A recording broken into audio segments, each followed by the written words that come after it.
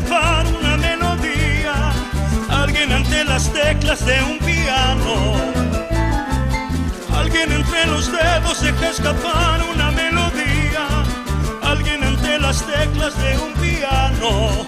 Otro declama una obra en francés. Afuera las hojas caen y es otoño en París. Afuera las hojas caen y es otoño en París. Na, na, na, na, na, na, na, na.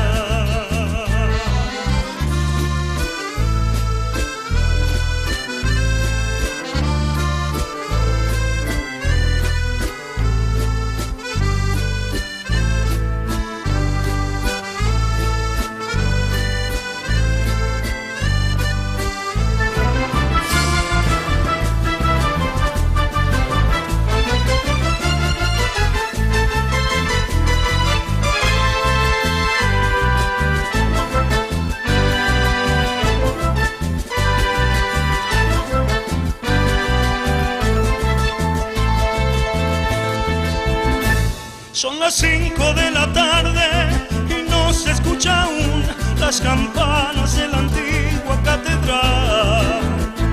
Son las 5 de la tarde y no se escucha aún las campanas de la antigua catedral. Ni palomas vuelan, ni la lluvia escampa, ni el frío avanza en este otoño gris.